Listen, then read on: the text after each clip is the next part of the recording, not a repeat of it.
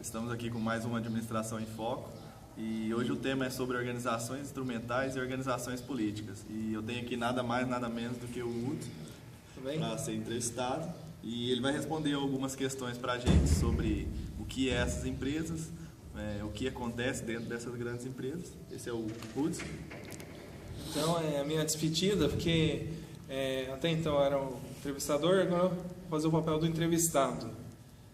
Que agora o Marco Túlio é um novo entrevistador. Vou começar com uma pergunta bem forte assim, Hudson. A gente sabe que as empresas instrumentais elas têm normas rígidas, uma hierarquia muito forte e são empresas assim um tanto quanto poderia dizer muito rígidas nos seus modos de atuar. De que forma que essas práticas influenciam no desempenho dos funcionários? O que você poderia falar para a gente sobre isso? Então, eu acho que essas práticas muito que enrijecem as relações interpessoais faz com que o funcionário fique alienado. Ele fica muito focado na sua parte e não tem um envolvimento com a sua equipe. E as pessoas assim, que são mais passivas e manipuláveis são facilmente levadas pelos gestores. Só que aquelas pessoas que querem fazer diferença na empresa não se adaptam e quase sempre se desligam com essas empresas. Outra questão também é que os méritos individuais de cada empregado, de cada funcionário, eles acabam sendo a chave para o sucesso e a chave para o resultado dele, de acordo com essas teorias de empresas instrumentais.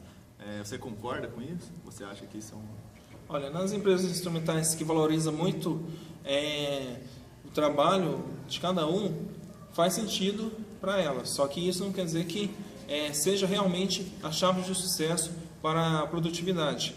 Porque o trabalho em equipe é muito importante. Porque se um faz uma coisa, o outro faz outra, não tem nexo. Então acaba prejudicando o resultado.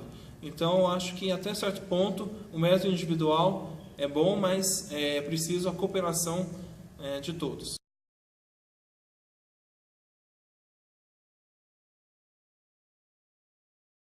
As empresas que têm uma visão mais política são as empresas do modelo político de gestão. Então vamos começar com uma pergunta aqui. Você acredita que a maioria das empresas elas são políticas? Elas são umas organizações políticas?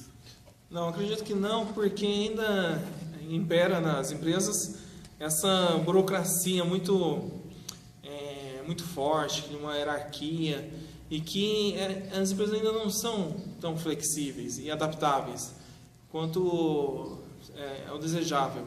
Então a maioria, pelo contrário, a maioria está ainda instrumental. São poucas que conseguiram chegar num nível de integração social, de cooperação com seus colaboradores. Então é uma minoria ainda. Hudson, às vezes o pessoal que está nos assistindo aqui, às vezes ele fica com a dúvida de saber o que são essas organizações, o que é uma organização política.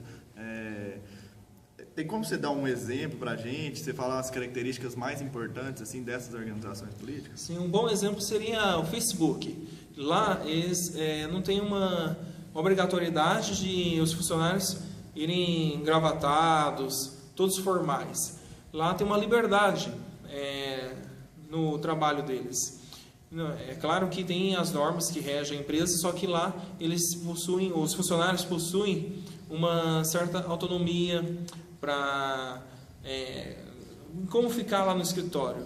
Então, o Facebook seria um exemplo ideal de como uma empresa conseguiu chegar nível político, porque as pessoas se sentem à vontade e bem trabalhando lá, porque são como se fosse uma família e não um grupo de trabalho. Outra pergunta só para a gente finalizar aqui. E no Brasil, você acha que está aumentando o número dessas empresas desse tipo, dessa empresa política? Porque o Facebook e Google, que a gente pensa assim, são organizações americanas. Você acha que aqui no Brasil está aumentando?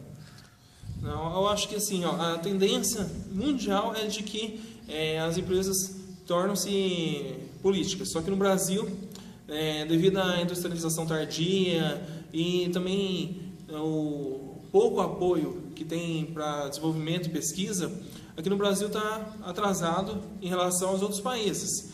Isso aí é claramente visível se for pegar que a maioria das empresas são pequeno ou micro porte, de familiares, e elas ainda, a gente vê muito a figura do chefe.